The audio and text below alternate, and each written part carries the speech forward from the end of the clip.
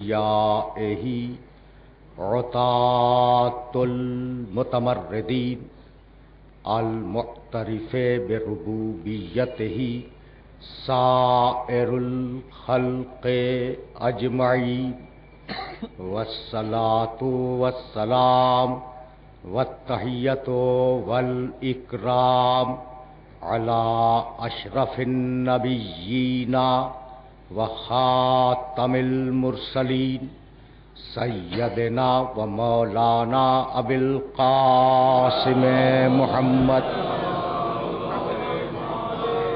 و اہل بیتہ الطیبین الطاہرین المعصومین المظلومین اما بعد فقد قال اللہ سبحانہ وتعالی فی محکم کتابہ المبین بسم اللہ الرحمن الرحیم افمن یہدی الی الحق احق ان یتبع امن لا یہدی الا ان یہدی فما لکم کیف تحکمون صلوات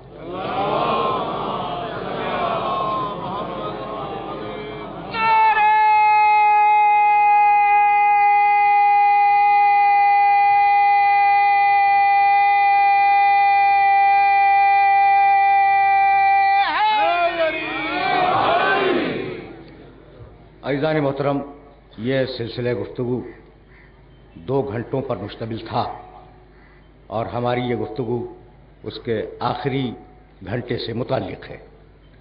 کل میں نے جس آیہ مبارکہ کو آپ کی خدمت میں پیش کیا،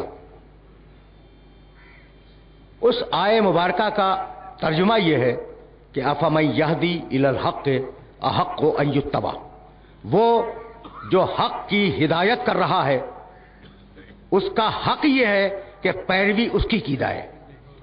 امن لا یہدی الا یہدی، اور اس شخص کی پیروی نہ کی جائے جو خود محتاج ہدایت ہے۔ فما لکم کیف تحکمون، یہ تمہارا بدترین فیصلہ ہوگا کہ تم ہادی کو چھوڑ کر محتاج ہدایت کی طرف چلے جاؤ۔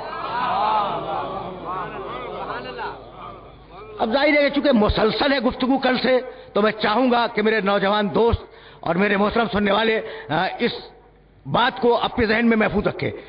ہدایت کی ضرورت کیا ہے؟ میں نے عرض کیا کہ ہدایت کی ضرورت اس لیے ہے کہ انسان میں سرکشی ہے۔ سورہ علق میں آواز دی کلا، کل کی گفتگو، کلا ان الانسان لیطغی، ہم نے اس انسان کو جمے ہوئے خون سے عالم بنا دیا، اس کے باوجود یہ انسان سرکشی کرتا ہے۔ یہ ہے سورہ علق۔ سورہ نحل کے آغاز میں آواز دی خلق الانسان من نطفۃ فاذا هو خصیم مبین، ذرا دیکھنا اس انسان کو، ہم نے اس انسان کو نطفے سے پیدا کیا، نطفے سے پروان چڑھا کر اسے انسان بنایا، اور یہی انسان ہم سے لڑائی کرنے کے لیے میدان میں آ گیا۔ تو سورہ نحل۔ سورہ فجر میں آواز دی الذین طغوا فی البلاد، یہ وہ لوگ ہیں، فرعون، عاد، سمود، یہ وہ لوگ ہیں جنہوں نے شہروں میں سرکشی اختیار کی۔ سورہ شمس میں آواز دی کذبت ثمود بطغواہا، انہوں نے سرکشی اختیار کی اور ناقہ صالح کی ٹانگیں کاٹ دی۔ یہ کل کی گفتگو کی تلخیص ہے۔ انسان سرکشی کیوں کرتا ہے؟ 5 دقیقوں کے لیے میرے ساتھ رہنا۔ انسان سرکشی کرتا کیوں ہے؟ یعنی اللہ کو شکایت ہے کہ یہ سرکشی کرتا ہے، فلاں فلاں قوموں نے سرکشی کی، فلاں لوگ سرکشی کر رہے تھے، اس کے مزاج میں سرکشی آ گئی، کرتا کیوں ہے؟ تو بات یاد رکھنا کہ انسان سرکشی اس لیے کرتا ہے کہ وہ اللہ کے حکم کے مقابلے پر اپنی خواہش کی پیروی کرنا چاہتا ہے۔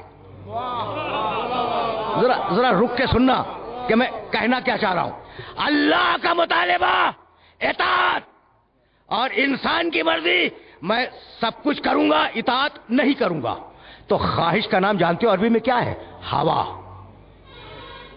تمہید میں وقت لے رہا ہوں اور تھوڑا سا وقت لوں گا، لیکن میرے ساتھ چلنا۔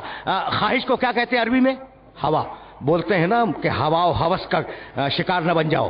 ہوا کے معنی خواہش ہے، چھوٹی ہے، واو چھوٹی یہ اس پر کھڑا الف، ہوا کے معنی خواہش. تو اللہ کا مطالبہ ہے اطاعت اور ہمارا مزاج ہے ہوا. ہم یہاں تک آ گئے نا. قرآن نے آواز دی ومن اضل ممن اتبع ہوا ہو. اس سے زیادہ گمراہ کون ہوگا؟ جو اپنی ہوا کی پیروی کرے. تو پیروی ہادی کی ہے، ہوا کی نہیں. ساتھ چلنا ومن اضل ممن اتبع ہوا ہو. اور دوسرے مقام پر قرآن نے آواز دی افرأیت من اتخذ الہہ ہوا. تم نے دیکھا کہ یہ وہ لوگ ہیں جو اپنی خواہش کو خدا سمجھتے ہیں. مجھے خدا نہیں سمجھتے، خواہش کو خدا سمجھتے ہیں. تو ہوا خواہش اور جمع اہوا. لو اتبع الحق اہواہم لفسدت السماوات والارض. حق کبھی خواہشوں کی پیروی نہیں کر سکتا. یعنی حق گردن دے سکتا ہے، بیعت نہیں کر سکتا.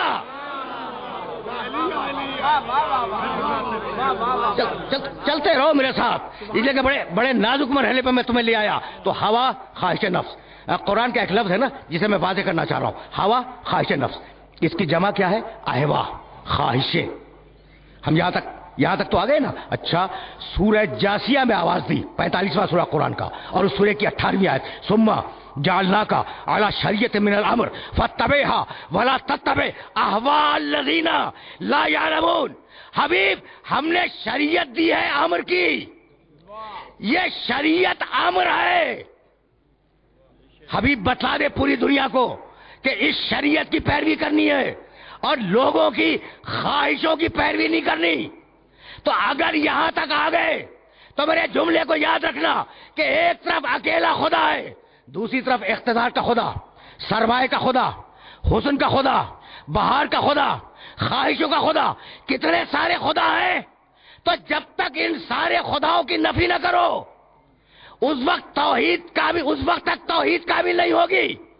پہلے نفی کرو سارے خداؤں کی، پھر اکیلے اللہ تک جاؤ گے. تو پہلی نفی کیا ہے؟ بھائی میں آ گیا اس مرحلے تک جس بڑے نامانوس موضوع پہ بول رہا ہوں، لیکن تم سے قریب ہو گیا میں. تو اب سب سے بڑی توحید کیا ہے؟ اپنی ہوا کی نفی کر دو، اپنی خواہش کی نفی کر دو. اگر ہوا تک آ گئے تو سب سے بدتر چیز ہے انسان میں ہوا. اور میرا محمد وما ینطق عن الہوی.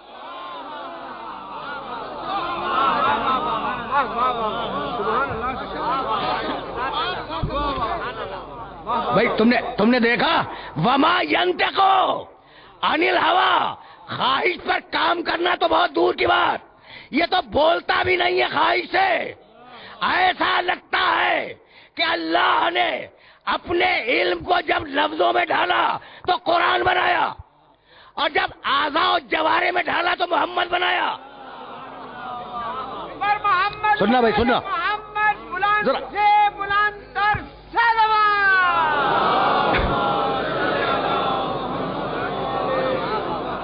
بھائی یہ جملہ پہنچ جائے پھر میں اپنے سننے والوں کو آگے لے جاؤں گا. ایسا محسوس ہوتا ہے کہ جب علم الہی لفظوں میں آیا، علم الہی جب لفظوں میں آیا تو قرآن بنا، اور مشیت الہی جب پیکر میں آئی تو محمد بنی.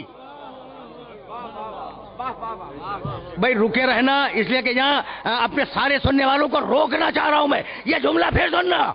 خدا کی مشیت جب لفظوں میں ڈھلی تو قرآن بنی، خدا کی مشیت جب پیکر میں ڈھلی تو محمد بنی. توریت بھی اللہ کی کتاب، انجیل بھی اللہ کی کتاب، زبور بھی اللہ کی کتاب. لیکن میں کیا کروں کہ توریت پر عمل تو کرنا ہے، لیکن توریت کے الفاظ اتنے طاہر نہیں ہے کہ بغیر وضو کے ہاتھ نہیں لگا سکتے. کیا بات ہے. دیکھو توریت اللہ کی کتاب ہے نا، لیکن جاؤ یہودیوں سے پوچھو کہ کیا اس کو چھونے کے لیے وضو کی ضرورت ہے؟ ضرورت نہیں ہے وضو کی. انجیل اللہ کی کتاب ہے، لیکن انجیل کے الفاظ کو چھونے کے لیے وضو کی ضرورت نہیں ہے. زبور اللہ کی کتاب ہے، لیکن زبور کو چھونے کے لیے کے الفاظ کو چھونے کے لیے وضو کی ضرورت نہیں ہے. قرآن اتنا طاہر ہے، قرآن اتنا طاہر ہے کہ بغیر وضو کے لفظوں کو ہاتھ نہیں لگا سکتے. بھائی توجہ رہے. تو جیسا قرآن ویسا محمد. اگر قرآن طاہر ہے تو تو پھر محمد بھی طاہر ہوگا.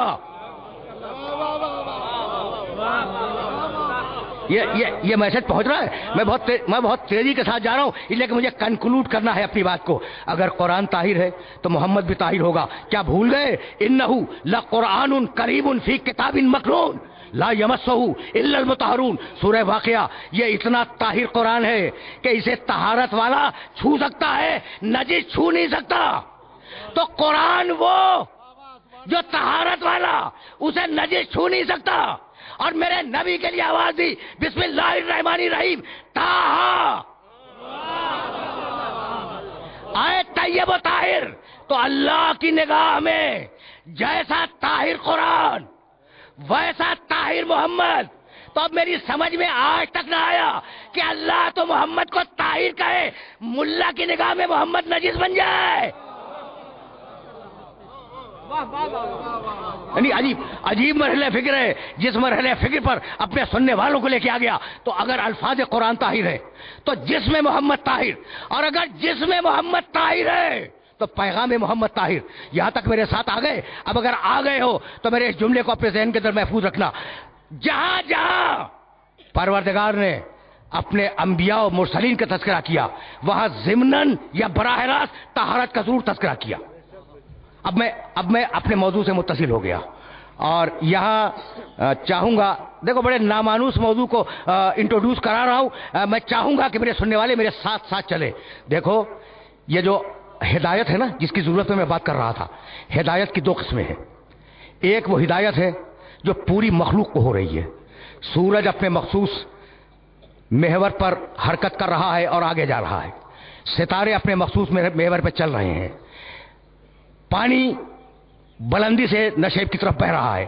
یہ مزاج ہے جو فطرت میں رکھ دیا. یعنی میں کہنا یہ چاہ رہا ہوں کہ پرندے گھونسلہ بناتے ہیں، شہد کی مکھی چھتہ بناتی ہے. شہد کی مکھی گھونسلہ نہیں بناتی اور پرندے چھتہ نہیں بناتے. جس کی فطرت میں جو ہدایت رکھ دی اس پر عمل ہو رہا ہے. جب پوچھا ہے فرعون نے کہ موسیٰ تمہارا رب کون ہے، تو موسیٰ نے آواز دی، ربنا الذی آتا کل شیء خلقہ ثم ہدی. میرا رب وہ ہے جس نے ہر شے کو اس کی تخلیق عطا کی اور ہر شے کی ہدایت کی.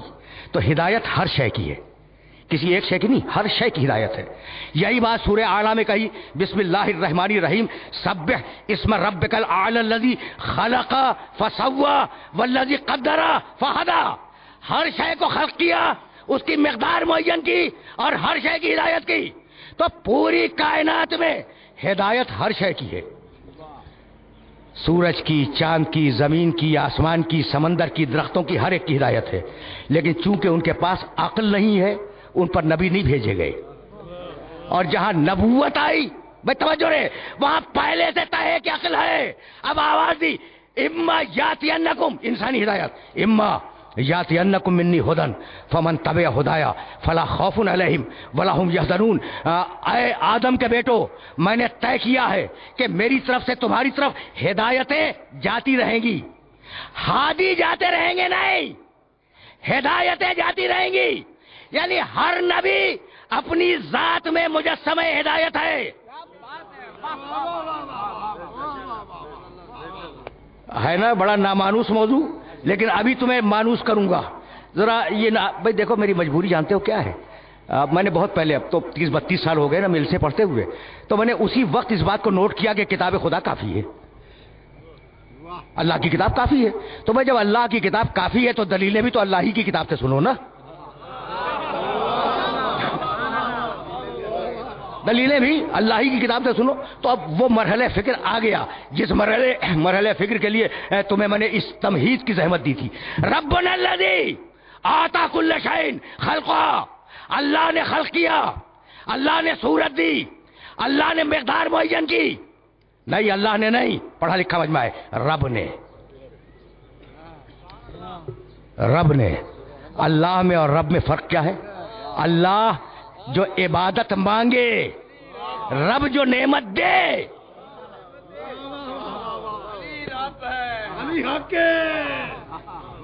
جو دیکھو دو نعرے تو آ گئے، اور پھر دونوں پہ بات کروں گا. دونوں پہ بات ہوگی. سننا لیکن آرام سے سننا. اب یہ لفظ رب اگر کھل گیا نا تو میں سمجھتا ہوں کہ آج کی محنت سوارت ہو جائے گی. اور میں اب تیسری مرتبہ کہہ رہا ہوں کہ موضوع بڑا نامانوس ہے لیکن میرے ساتھ چلتے رہنا. اللہ کے معنی کیا ہے؟ جو عبادت مانگے. جو مانگتا ہے وہ اللہ ہے. یعنی لفظوں کو واضح کر رہا ہوں, یہ دو الگ الگ شخصیتیں نہیں ہیں. جو عبادت مانگے وہ اللہ, جو نعمت دے وہ رب. بس سمجھ میں آ گئی بات. دیکھو رب کی اہمیت سمجھنا. ربنا الذی اعطی کل شیء. رب پہلا سورہ کیا ہے؟ اقرا بسم ربک الذی خلق. یعنی آغاز ہے وحی کا اللہ سے نہیں, رب سے. یہاں تک آ گئے نا میرے ساتھ. دیکھو قرآن کا آغاز کیا ہے؟ بسم اللہ الرحمن الرحیم الحمدللہ رب العالمین. دیکھو رب کی اہمیت سمجھ رہے ہو؟ رب کی اہمیت سمجھ میں آ رہی ہے نا. اچھا اب قرآن کا اختتام کیا ہے؟ یہ تو آغاز ہے نا, الحمدللہ رب العالمین. قرآن کا آخری سورہ کیا ہے؟ بسم اللہ الرحمن الرحیم قل اعوذ برب الناس. تو آغاز میں بھی ربوبیت. بھائی اس طریقے سے سمجھنے کی کوشش کرو تو پھر میں ذرا آگے بڑھ جاؤں گا اور تمہیں ایک بڑے عجیب و غریب مرحلے تک لے جاؤں گا. تو قرآن شروع ہوا رب العالمین, قرآن ختم ہوا رب الناس. یہ ہے اہمیت ربوبیت کی. ربوبیت کے معنی نعمتیں دینا, پالنا, ناقص سے کامل بنانا. ٹھیک ہے نا. اللہ کے معنی جو سجدے مانگے. عجیب بات یہ ہے کہ جب انبیاء نے دعائیں مانگی تو اے اللہ کہہ کے نہیں مانگی, اے رب.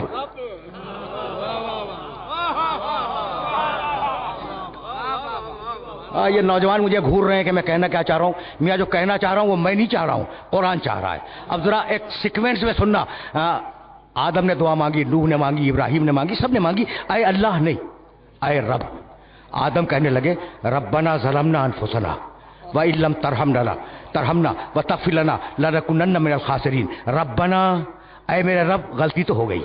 نوح کہنے لگے رب لا تذر علی الارض من الکافرین دیارا, اے رب روئے زمین سے ہر کافر کو چن چن کے ہلاک کر دے. ابراہیم نے کہا رب حبلی حکمن والحقنی بالصالحین, اے رب مجھے نبوت دے دے. موسیٰ نے کیا کہا رب انی اخافو انی قتلت منہم نفسا فاخاف ان یقتلون, اے رب میں نے فرعون کے ایک شخص کو قتل کر دیا ہے, مجھے خوف ہے کہ فرعون مجھے قتل کر دے گا. تو اے رب اے رب اے رب. عیسیٰ نے دعا مانگی ربنا انزل علینا مائدۃ من السماء, اے رب آسمان سے کھانا نازل کر دے. محمد رسول اللہ نے دعا مانگی رب زدنی علما, اے رب ہمیں علم دے دے.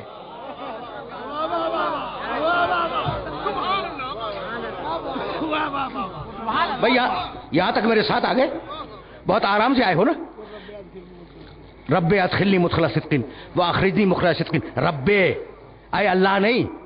تو یہ رب سے کیوں دعا مانگی انبیاء نے؟ اس لیے کہ رب کہتے ہیں نعمت دینے والے کو. ٹھیک ہے بھائی, توجہ رکھنا. اس لیے کہ میں بڑے نازک مرحلے پہ لے آیا, اور اگر یہ بات واضح ہو گئی تو میری محنت سوارت ہو گئی. اے اللہ نہیں, اے رب. رب کہتے ہیں نعمت دینے والے کو. اسی لیے جب اللہ نے قرآن میں خلافت کا تذکرہ کیا تو یہ نہیں کہا کہ اللہ نے خلیفہ بنایا. اذ قال ربک للملائکۃ انی جاعل فی الارض خلیفہ.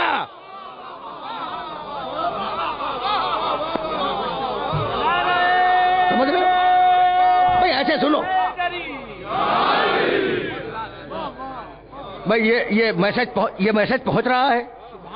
یہ کائن آرام سے سننا, آرام سے. تم آیتیں تو سنتے رہتے ہو اور جب آیت پڑھوں گا وہ بھی پہلے سے تمہارے ذہن میں محفوظ ہے, لیکن جہاں لے جانا چاہ رہا ہوں ایک لفظ کے حوالے سے وہاں تک تو چلو نا. تو اب رب کہتے ہیں نعمت دینے والے کو.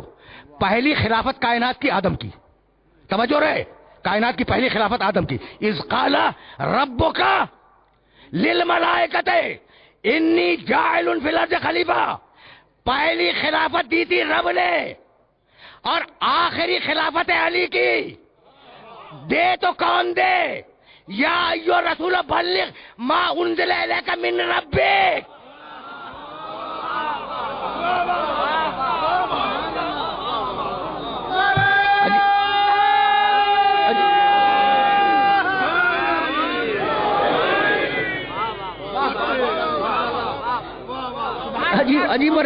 عجیب مرحلے فکر ہے نا.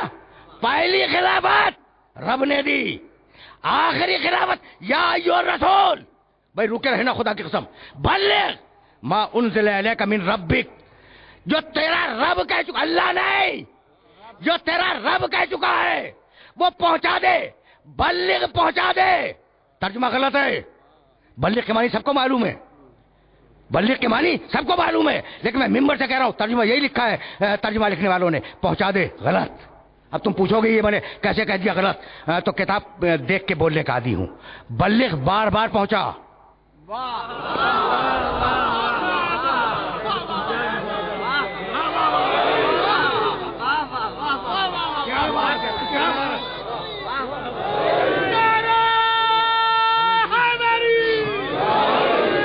भाई सुनना, अब देखो ये दरमियान में एक जुमला आ गया है, मैं फिर वापस जाऊंगा मौजूद हिदायत की तरफ, लेकिन जरा एक जुमला सुनते जाओ। या अय्युहा रसूलो बल्लिग, तर्जुमा क्या लिखा, तर्जुमा लिखने वालों ने रसूल पहुंचा दे। मिंबर से कह रहा हूं गलत, रसूल बार बार पहुंचा। ठीक, अब तुमको हक है दलील मांगने का कि ये तर्जुमा मैंने कहां से कर दिया। देखो एक लफ्ज है इबलाग, बोलते भी हैं वसीले इबलाग, और एक लफ्ज है तबलीग। इबलाग के मानी एक मर्तबा पहुंचाना, जाओ देखो लुगत में देखो, इबलाग के मानी एक मर्तबा पहुंचाना, तबलीग के मानी बार बार पहुंचाना। मैं मिसाल दे दूं, एक लफ्ज है इंजाल, ऊपर से नीचे किसी चीज को भेजना, और एक लफ्ज है तंजील, बार बार भेजना।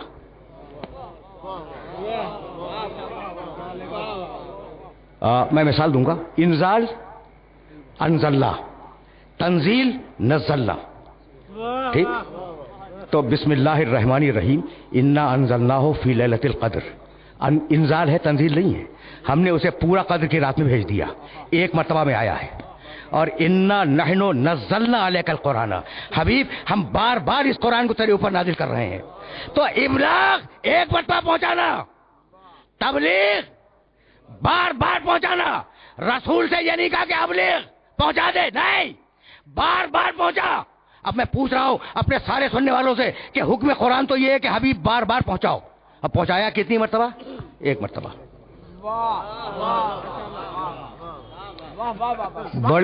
बड़ी शान से पहुंचाया गदीर खुम के मैदान में, बड़ी शान से पहुंचाया, लेकिन पहुंचाया तो एक ही मर्तबा ना। पूरा एहतमाम किया, जो आगे बढ़ गए हैं वो वापस आए, जो पीछे हैं वो तेजी के साथ आए, जो हैं वो बैठ जाए। कितना एहतमाम है, लेकिन एक ही मर्तबा तो किया ना। और हुक्म क्या था? बार बार पहुंचाओ। तो क्या रसूल ने इस हुक्म पे अमल नहीं किया? भाई यही तो लाना था, यही लाना था। और अगर ये मैसेज पहुंच गया तो फिर मैं यहां से आगे बढ़ जाऊंगा, यही लाना था अपने सारे सुनने वालों को। हबीब बार बार पहुंचा, या रसूल अल्लाह आपने तो एक ही मर्तबा पहुंचाया। कहा नहीं, मेरा खुतबा देखो, जब बूढ़े मोहम्मद ने जवान अली को उठाया और उठाने के बाद कहा मन कुन तो मौला हो फहादा अली मौला, ये कहने के बाद अली को खड़ा किया मिंबर पर और एक जुमला मजमे से कहा, आला फल युबल्लिग शाहिद अल गायब वल वालिद अल वलद इला यौमिल क़ियामा। आला फल युबल्लिग शाहिद अल गायब वल वालिद अल वलद इला यौमिल क़ियामा। सुन लिया तुमने? मन कुन तो मौला हो फहादा अली मौला। सुनो, तुम में जो यहां बैठे हुए हैं वो उन लोगों तक जो नहीं है, क़यामत तक ये पैगाम पहुंचाए। और हर बाप अपने बेटे को क़यामत तक ये पैगाम देता जाए। ये बार बार हो गया या नहीं?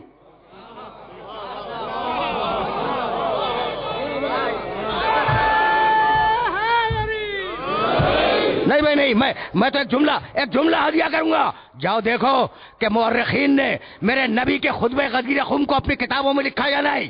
मन कुन तो मौला हो फहादा अली मौला आला फल युबल्लिग शाहिद अल गायब वल वालिद अल वलद इला यौमिल क़ियामा। हर बाप अपने बेटे को क़यामत तक अली वलीउल्लाह बतलाता जाए।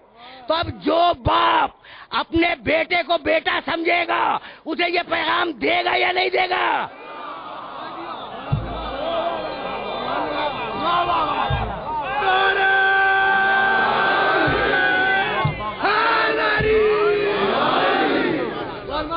मैंने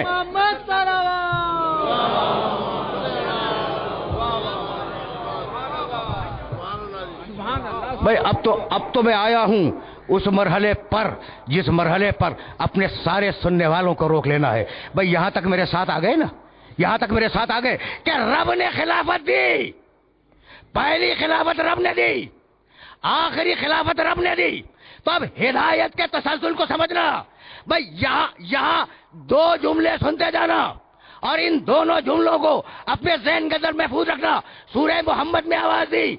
دیکھو اب نبوت سے خلافت منتقل ہو رہی ہے. منہم من یستمع الیک حتی اذا خرجوا من عندک قالوا للذین اوتوا العلم ماذا قال آنفا. حبیب یہ تیرے پاس بیٹھنے والے تیری بات سن کے باہر جاتے ہیں اور صاحبان علم سے پوچھتے ہیں کہ رسول کیا کہہ رہا تھا.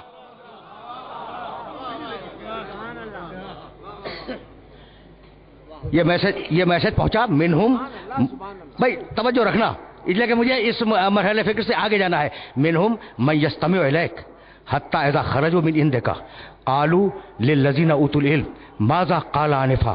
حبیب تیرے پاس سے لوگ سن کے جاتے ہیں اور باہر نکل کے صاحبان علم سے پوچھتے ہیں کہ رسول کیا کہہ رہا تھا. زمانے رسول میں صاحب علم کا وجود ثابت ہے.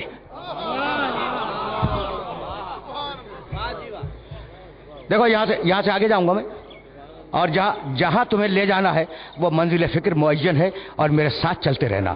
حتی اذا خرجوا من عندک قالوا للذین اوتوا العلم. پوری توجہ سے سننا, تیسری مرتبہ یہ آیت پڑھ رہا ہوں. حبیب تیرے پاس بیٹھنے والوں میں ایسے ہیں کہ جب تیری بات کو پوری طرح سن کے باہر نکلتے ہیں تو صاحبان علم سے پوچھتے ہیں کہ رسول نے کیا فرمایا. تو رسول بیان کیا کر رہا تھا؟ قرآن بیان کر رہا تھا. تو جو کتاب زمانے رسول میں صاحبان علم کے بغیر کافی نہ ہوئی وہ بعد رسول کیسے کافی بن جائے گی؟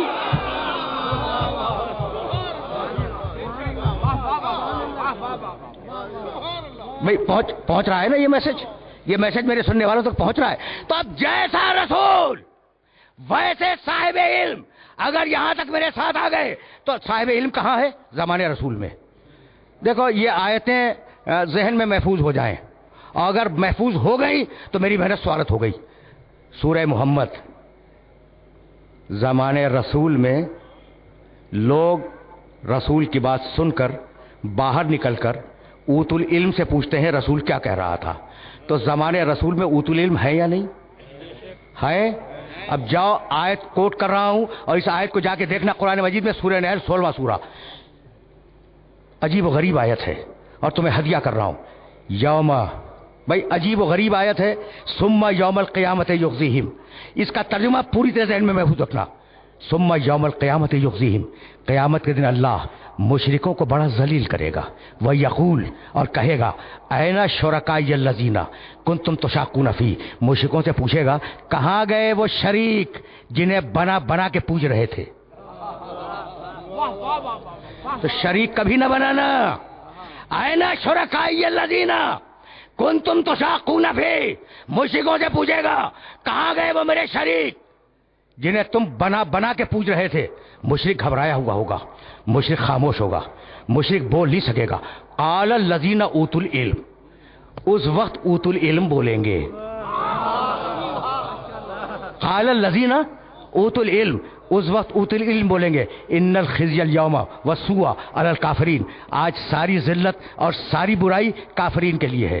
تو قیامت میں کون بولے گا؟ اوت العلم. رک جاؤ, خدا کی قسم.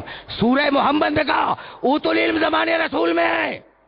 سورہ نحل میں کہا اوت العلم قیامت میں ہے. تو اوت العلم چلے زمانے رسول سے آئے میدان حشر تک.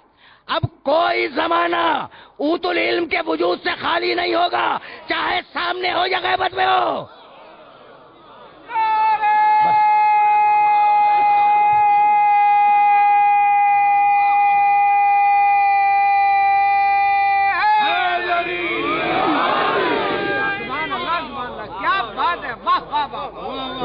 عجیب. دیکھو یہ آیات میں ہدیہ کر رہا تھا اور چاہ رہا تھا کہ یہ آرگومنٹیشن, یہ استدلال میرے سننے والوں کے ذہن میں محفوظ ہو جائے. تو اب صاحبان علم جیسا محمد, بھائی توجہ رہے, جیسا محمد ویسے محمد کے جانشین. بھائی یہی تو لانا تھا، جیسا محمد. اگر محمد طاہر آل محمد طاہر، اگر محمد عالم آل محمد عالم، بھائی اسی کو تو کہا کہ یہ دوست ہے، یہ نفس ہے.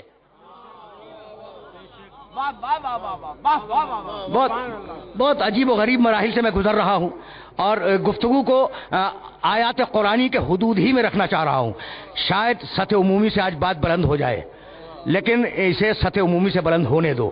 استدلال کو لے کے جانا. اب اسے تم جیسا طاہر محمد ویسے طاہر آل محمد، جیسا عالم محمد ویسے عالم آل محمد.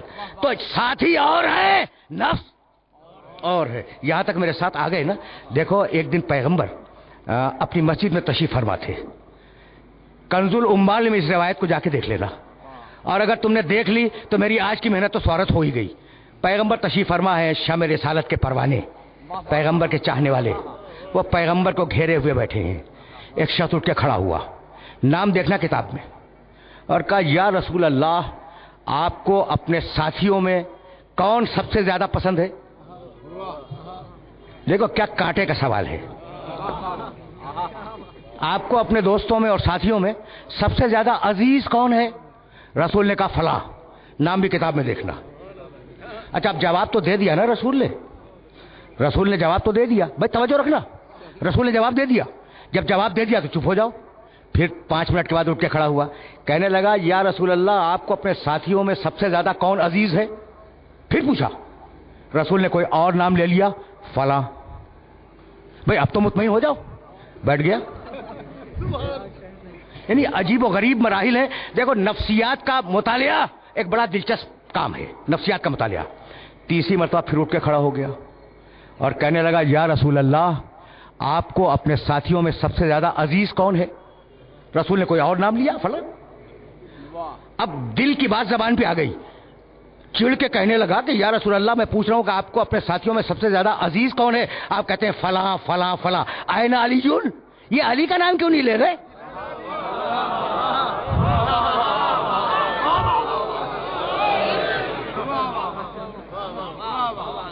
بھائی سننا اس لیے کہ بڑا نازک مرحلہ فکر ہے. میں واقعات بہت کم بیان کیا کرتا ہوں، لیکن ابھی میں نے رسول کے جواب کو روکا ہوا ہے. یا رسول اللہ، میں نے پوچھا ہے کہ ساتھیوں میں آپ کو سب سے زیادہ پسند کون ہے؟ آپ کہتے ہیں فلاں. پھر میں پوچھتا ہوں، کہتے ہیں فلاں. پھر میں پوچھتا ہوں، آپ کہتے ہیں فلاں. این علیون، یہ آپ علی کا نام کیوں نہیں لیتے کہ ساتھیوں میں سب سے زیادہ علی پسند ہے؟ رسول نے اسے جواب نہیں دیا، مڑے مجمع کی طرف اور کہنے لگے ان ھذا یسالون یعنی نفس. اسے دیکھو، اسے ساتھی اور نفس میں اب تک تمیز نہ سمجھ میں آئے.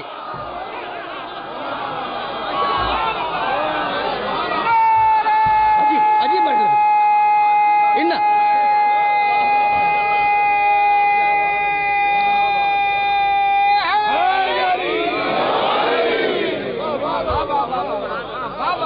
دیکھو اس کو جواب نہیں دیا، پیغمبر نے اسے جواب نہیں دیا.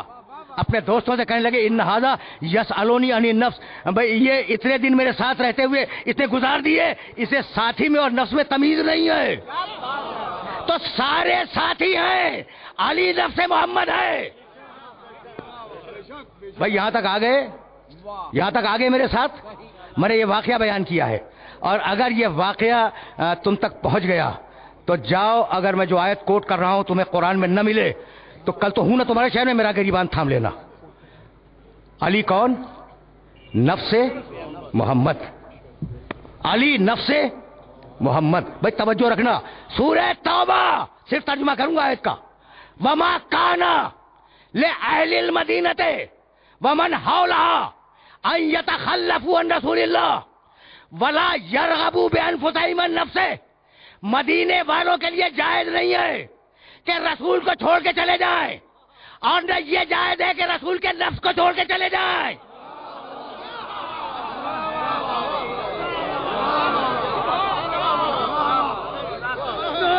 بھائی سن،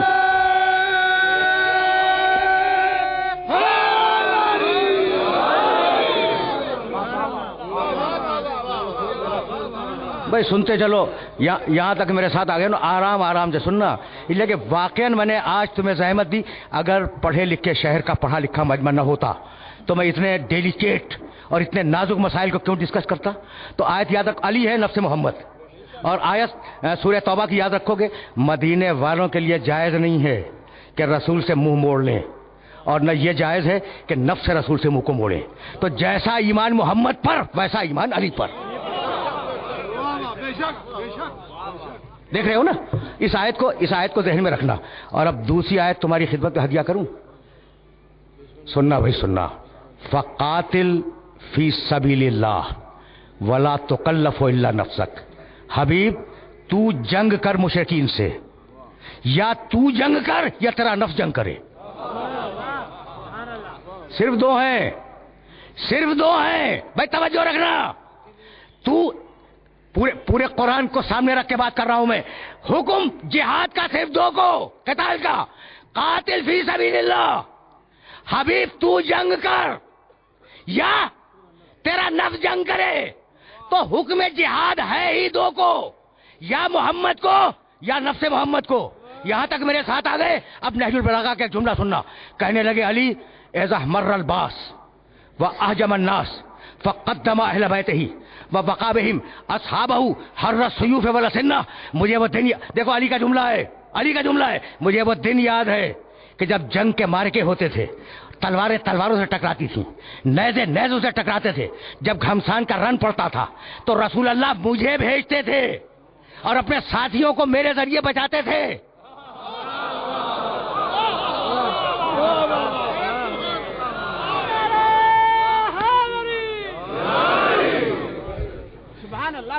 یہ علی بول رہے ہیں۔ اچھا، اور علی نے یہ جملہ پرائیویٹ کمرے میں نہیں کہا، ممبر سے کہا ہے۔ اور کیا کہا ہے پھر سننا علی کی پالیسی کو۔ علی کا ہر جملہ پالیسی ہے۔ ذرا یہ جملہ تو دیکھنا، اذا مر الباس واہجم الناس۔ جب مشرکین حملہ کرتے تھے اور جب جنگ اپنی ہولاکیوں کے عروج پہ آ جاتی تھی تو اللہ کے رسول مجھے بھیجتے تھے اور اپنے ساتھیوں کو بچاتے تھے۔ بھئی یہ کیا ہو گیا کہ علی کو جھونک دیا میدان جنگ میں اور اپنے ساتھیوں کو بچا لیا، ساتھی بچا لیے، اس لیے کہ یہ تو ہے شریف لوگ، یہ کچھ نہ کہیں گے، لیکن ان کی نسلیں کہیں گی کہ ہمارے باپ دادا نے اسلام کو بچایا تھا۔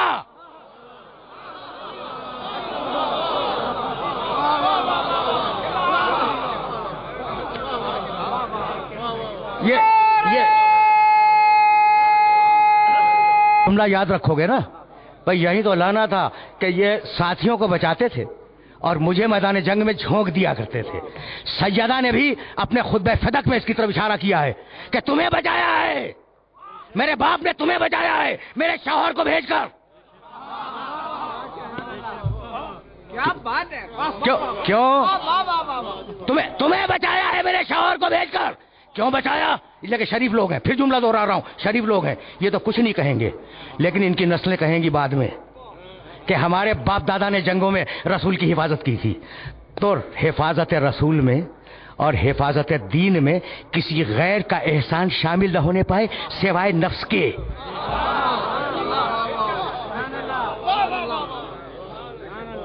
آ گئے نا یہاں تک؟ یہاں تک آ گئے بھائی؟ بہت توجہ رہے، اس لیے کہ میں نے واقعہ اب تیسری یا چوتھی مرتبہ کہہ رہا ہوں کہ بڑے نامانوس موضوعات آج میں نے ڈسکس کیے۔ بھائی یہی تو لانا تھا۔ تو اب بھیجا کسے؟ علی کو۔ بچایا کسے؟ ساتھی کو۔ 40واں دن ہے خیبر کا، رسول نے صبح کی نماز پڑھی، 39 دن تک لوگ گئے واپس آئے۔ اچھا، یہ بھی کامیابی ہے کہ انسان اپنی فوجوں کو حفاظت سے واپس لے آئے۔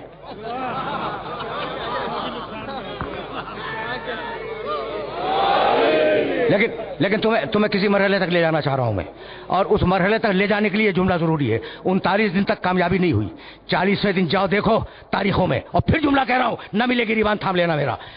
40ویں دن رسول نے صبح کی نماز پڑھی، اور صبح کی نماز پڑھنے کے بعد ہاتھ بلند کیے، کہا پروردگار خیبر فتح نہیں ہو رہا ہے، مالک تو خیبر کی فتح کو آسان بنا دے۔ یہاں تک آگے میرے ساتھ؟ خیبر، پھر کہہ رہا ہوں، یہ بچے سنے، بزرگ تو جانتے ہیں۔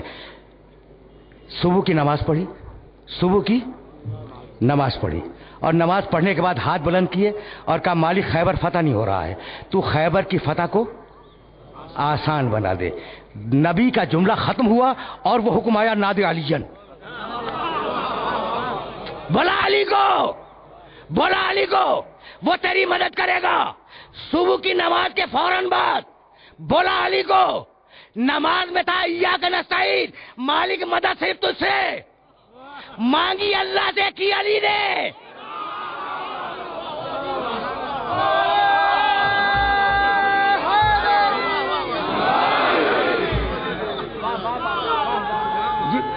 عجیب ہے،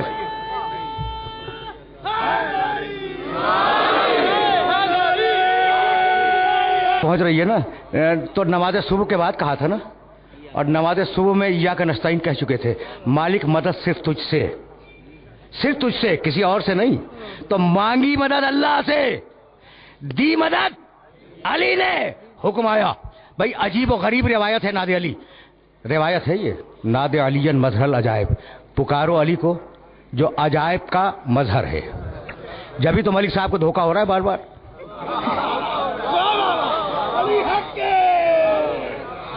عجائب کا مظہر ہے بھائی، بات مکمل ہو گئی نا بھائی، جب عجائب کا مظہر ہے۔ اچھا دیکھو، کبھی ہو بھی جاتا ہے ایسا، کبھی ایسا ہو جاتا ہے۔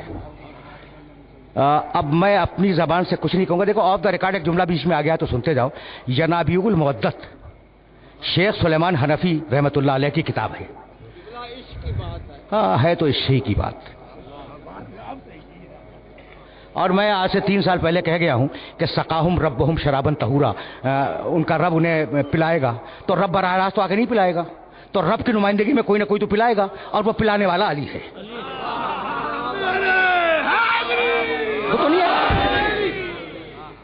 خود تو نہیں آئے گا۔ سقاہم ربہم سورہ حلقہ کی تفسیر میں یہ جملہ موجود ہے۔ اشرقت الارض بنور ربہا، امام زمانہ علیہ السلام کے سلسلے کی آیت مبارکہ ہے کہ اللہ کا نور آ جائے گا۔ ٹھیک، تو اب رب خود تو آنے سے رہا، لیکن وہ ایسا آئے گا جس پہ دھوکہ ہو جائے گا ربوبیت کا، ایسا ہوگا۔ تو شیخ سلیمان حنفی نے کیا لکھا کہ پیغمبر فرماتے ہیں کہ آدم کی تخلیق سے بہت پہلے ہم 14 معصومین نور کی صورت میں تھے عرش پر، اور اتنے میں فرشتے خلق ہوئے۔ جب فرشتے خلق ہوئے تو فرشتوں نے ہمارے نور کو دیکھا اور ہمیں رب سمجھا۔ تو اگر معصوم نگاہیں دھوکہ کھا سکتی ہیں،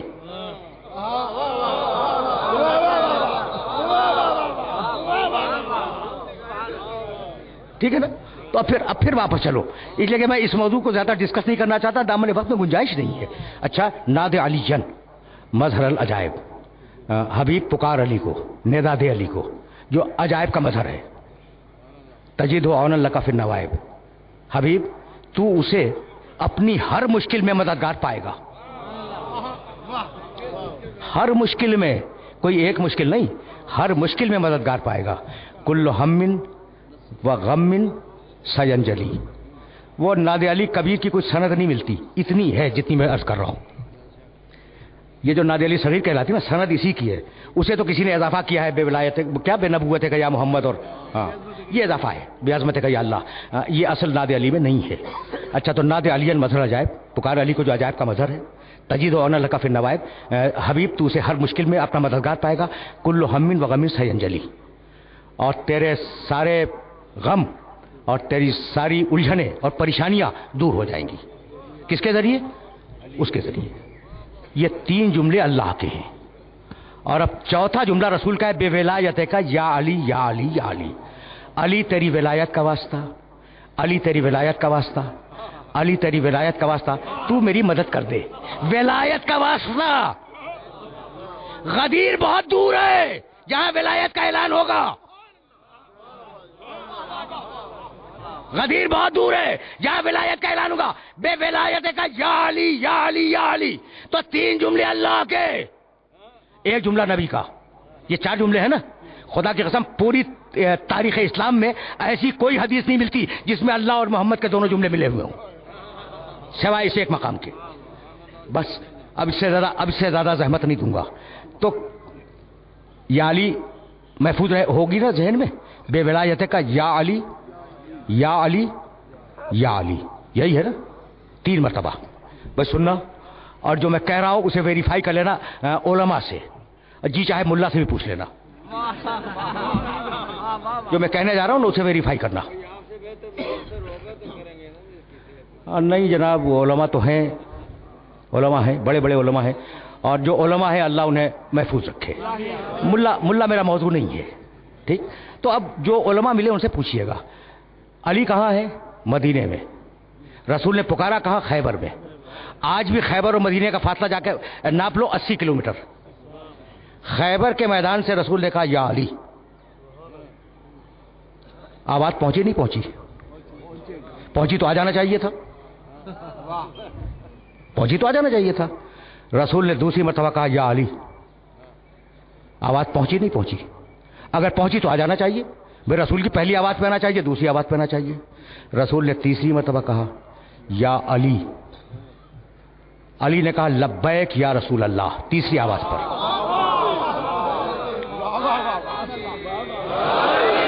अली ने क्या कहा तीसरी आवाज पर? लब्बैक या रसूल अल्लाह। या रसूल अल्लाह की हे खत्म नहीं हुई थी कि अली मैदान खैबर में थे। यहां तक मेरे साथ आ गए हो? देखो मैं कहानियां सुनाने का आदी नहीं हूं, एक एक जुमला तारीख से कह रहा हूं। तो अली आए हैं तीसरे जुमले पर, या अली या अली या अली। अब मैं अली से पूछता हूं कि या अमीरुल मोमिनीन, अगर पहली आवाज पहुंच गई थी तो उसी वक्त कहते लब्बैक या रसूल अल्लाह, अगर दूसरी आवाज पहुंच गई थी तो उसी वक्त कहते लब्बैक या रसूल अल्लाह। ये इंतजार किस बात का है कि या अली पे जवाब नहीं दिया, या अली पे जवाब नहीं दिया। जब तीसरी मर्तबा कहा है या अली तो आप कहते हैं लब्बैक या रसूल अल्लाह, और मोजज़े के जरिए पहुंच भी जाते हैं 80 किलोमीटर के फासले पर। यह बात क्या है ना सवाल? जाओ देखो मुसलमानों में जितनी फिक़े हैं, रसूल अगर काम को एक मर्तबा करे मुस्तहब, दूसरी मर्तबा करे सुन्नत, तीसरी मर्तबा करे सुन्नत मुअक्कदा, तो तीसरी आवाज पे इसलिए आए कि रसूल का अमल सुन्नत बन जाए कि 3 मर्तबा या अली कहना सुन्नत मुअक्कदा है।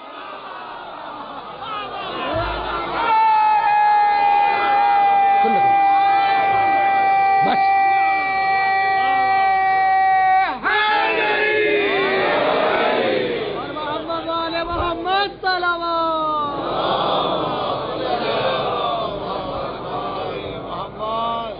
मैंने ज़हमत दी, और जाहिर है कि अब इससे ज्यादा ज़हमत समात नहीं है, और मुमकिन है कि कल शब में कहाँ है गुफ्तगू?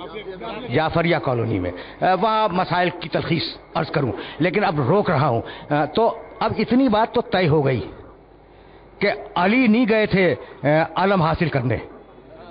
जुमला कह रहा हूँ, इस जुमले को महफूज रखना।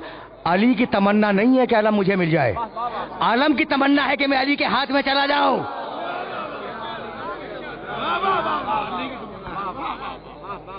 बुलाए गए हैं, ये जुमला याद रखोगे, बुलाए गए हैं, खुद नहीं गए आलम लेने के लिए, वो और थे जो रात भर जागते रहे। जाहिर है कि इज्तिमाई हाफिजा कभी मजबूत नहीं हुआ करता। पूरी पूरी रातें जागे हैं साहबे कराम रिजवानुल्लाह ताला अलैहिम अजमईन कि कल आलम हमें मिल जाए। पूरी रात जागे, पूरी रात जागे हैं। और है रिवायात में कि सुबह को एक ने दूसरे की जब सुर्ख आंखें देखी तो कभी बात क्या है, पूरी रात जागते रहे, कभी आलम की तमन्ना में, पूरी रात जागते रहे आलम की तमन्ना में। तो अगर आलम उठाना बिदअत होता तो साहबे किराम शब बेदारी न फरमाते।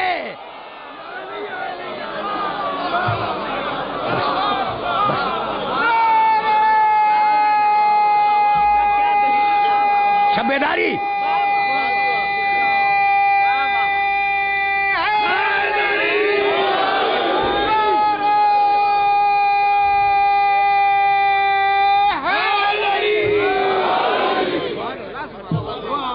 तकरीर तकरीर तकरीर रुक रही है भाई, अजीब बात है ना।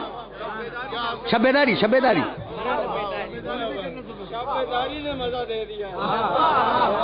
यानी अगर आलम उठाना बिदअत होता तो शब्बेदारी न फरमाते, और अगर आलम के देखने से निकाह टूटता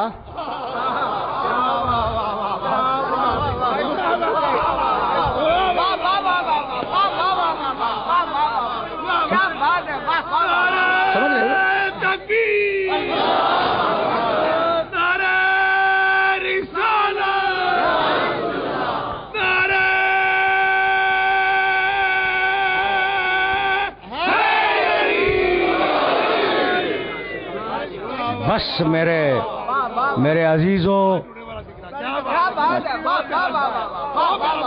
کیا بات ہے، بھائی بس تقریر میری تمام ہو رہی ہے، تو میرے اس جملے کو یاد رکھنا کہ علی نہیں گئے ہیں علم کی تمنا میں، بلایا گیا ہے۔ یعنی میں کہنا یہ چاہ رہا ہوں کہ علی کی تمنا علم نہیں ہے، عالم کی تمنا ہے۔ اب میرا جملہ یاد رکھو گے کہ غیور باپ کا غیور بیٹا علی وہ فضائل کی تلاش میں نہیں جاتا، فضائل اسے ڈھونڈتے ہوئے آتے ہیں۔ ہاں بھائی، کیا خیال ہے؟ علی کی تمنا ہے کہ حلطہ کا سورہ میرے لیے آ جائے، یا حلطہ کی تمنا ہے کہ میں علی کے گھر چلا جاؤں؟ سبحان اللہ، سبحان اللہ، واہ واہ واہ۔ علی کی تمنا ہے کہ ولایت کی آیت میرے پاس آ جائے، یا آئے ولایت کی تمنا ہے کہ میں علی کے پاس چلی جاؤں؟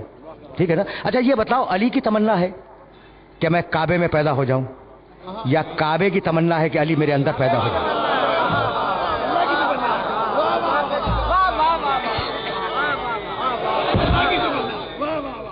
بھائی سوال تو ہے، بھائی سوال تو ہے۔ اور یہ جو چھوٹے چھوٹے بچے بیٹھے ہیں، یہ نوجوان جو بیٹھے ہیں، انہیں یہ جملہ ہدیہ کر رہا ہوں کہ دیکھو، اگر کہیں کسی اور کے پاس فضیلت مل بھی جائے نا، تو اس فضیلت کا اس فضیلت سے قیاس نہ کرنا۔ بھائی یہی میں بات کو روک دوں گا۔ تو اب سوال، عالم کی تمنا علی یا علی کی تمنا عالم؟ سورہ حلطہ کی تمنا علی یا علی کی تمنا سورہ حلطہ؟ آئے ولایت کی تمنا علی یا علی کی تمنا آئے ولایت؟ کعبے کی تمنا علی یا علی کی تمنا کعبہ؟ بھئی یہی ہے نا؟ تو اگر علی خود علم لینے جائیں تو علی کی تمنا ہے، اور اگر بلا کے دیا جائے تو علم کی تمنا ہے۔ بھئی سامنے کی بات عرض کر رہا ہوں، اس میں نہ کوئی فلسفہ ہے نہ کوئی منطق ہے۔ اچھا بھئی، سورہ حلطہ اگر روٹیاں دینے سائل کے گھر پہ جائیں تو علی کی تمنا ہے، اور اگر سائل خود دروازے سے آ کے لے جائے تو سورے کی تمنا ہے۔ اگر علی انگوٹھی دینے جائے تو علی کی تمنا ہے کہ آئے ولایت مجھے مل جائے، اور اگر سائل خود آ کے انگوٹھی لے جائے تو آیت کی تمنا ہے کہ میں علی کے پاس چلی جاؤں۔ اب آخری سوال، علی کی تمنا ہے کعبہ یا کعبے کی تمنا ہے علی؟ اگر بنت اسد تالا کھول کے اندر جائیں تو علی کی تمنا ہے، اگر کعبہ دروازہ بن جائے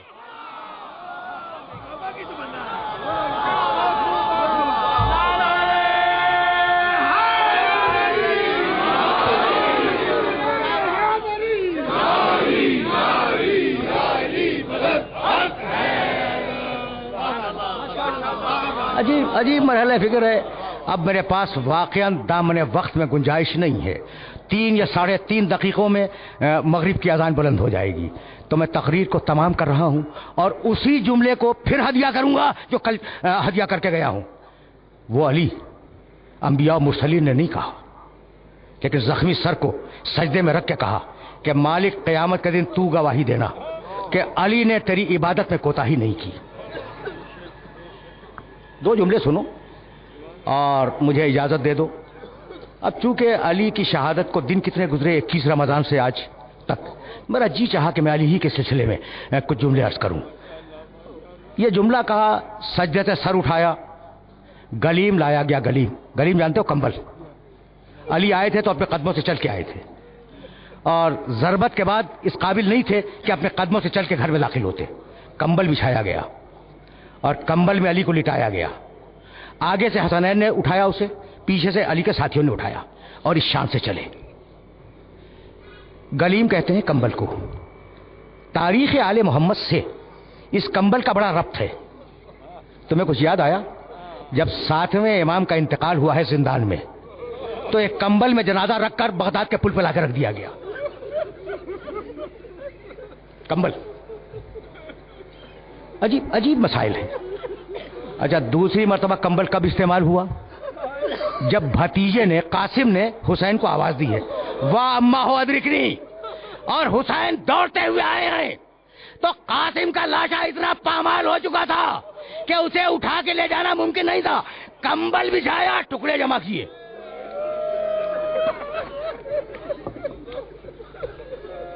بس اجرکم اللہ۔ یہ تیسرا جنازہ ہے علی کا۔ علی زندگی میں کمبل میں جا رہے ہیں۔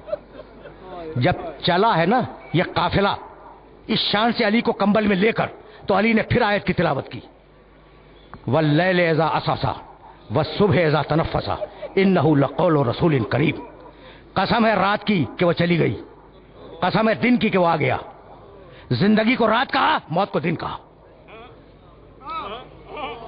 یہ گنجائشیں ہیں لیکن میں روکنا نہیں چاہ رہا ہوں.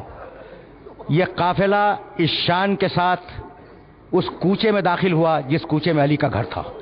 کہا بیٹے حسن ٹھہر جاؤ اور میرے ساتھیوں سے کہو کہ وہ یہیں سے واپس چلے جائیں. حسن نے کہا کیوں بابا؟ کہا بیٹے سن نہیں رہے ہو؟ فاطمہ زہرا کی بیٹیاں رو رہی ہیں.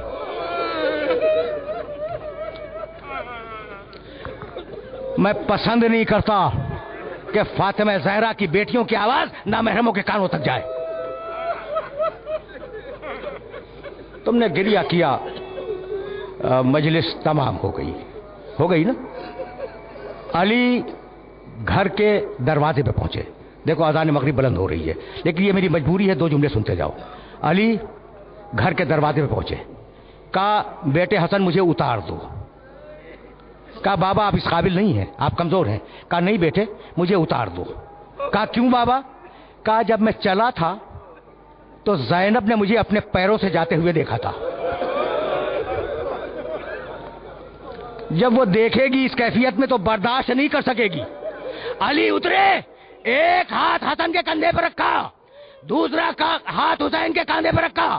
گھر میں داخل ہوئے. پسے پردہ شہزادی زینب کھڑی تھی. ایک مرتبہ دیکھ کے چیخ ماری. علی نے کہا بیٹی باپ کے زخمی سر کو دیکھ کر اتنا رو رہی ہے، کل جب بھائی کے کٹے ہوئے سر کو نوکے نیزہ پہ.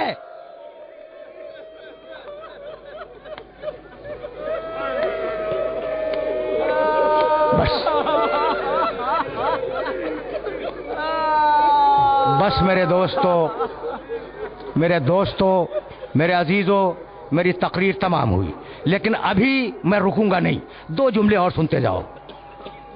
19 کی صبح کو ضربت لگی، دن گزرا، رات گزری، پھر دن گزرا، پھر رات آئی. 21 کو انتقال ہے نا، 21 کی رات آدھی گزر چکی ہے. بس یہ جملے سنو، مجھے اجازت دے دو. تم رو چکے، مجلس تمام ہو گئی، واقعے کو مکمل کر رہا ہوں. آدھی گزر گئی. ایک مرتبہ گھر کے باہر شور ہوا. علی چونکے. کہا حسن دیکھنا باہر یہ شور کیسا ہے. حسن ابن علی آئے، دیکھا کہ علی کے چاہنے والے گھر کو گھیرے ہوئے کھڑے ہیں. واپس پلٹے. کہا بابا آپ کے چاہنے والے آئے ہیں. سنو گے؟ ایک جملہ مقتل کی ذمہ داری سے عرض کر رہا ہوں. بابا آپ کے چاہنے والے آئے ہیں. کہا انہیں اندر بلاؤ. جب علی کے چاہنے والے اندر آئے تو علی نے اپنا ہاتھ زخمی سر پہ رکھا اور کہا میرے چاہنے والوں میرا سلام قبول کرو. یہ کہہ کر کہا بیٹھ جاؤ. علی کے ساتھی بیٹھ گئے. کہا دیکھو نماز پنجگانہ کو اول وقت میں ادا کرنا، نیکی کی راہ پہ چلنا، روزے کی حفاظت کرنا، خانہ کعبہ کی حفاظت کرنا، ہمیشہ سچ بولتے رہنا، ہمیشہ امانت داری کا خیال رکھنا، ایک دوسرے سے تعاون کرنا. جب نصیحتیں کر لی تو ایک مرتبہ پھر علی نے اپنا ہاتھ اٹھایا، اپنے زخمی سر پہ رکھا اور کہا حفظکم اللہ، خدا حافظ. اب علی کو محشر میں دیکھو گے.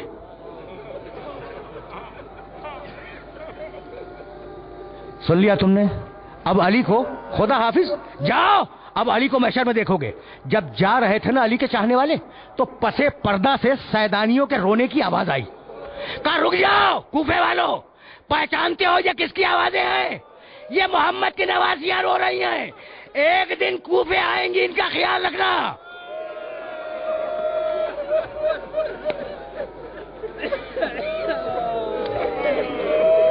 بس تم رو چکے، میں طویل مسا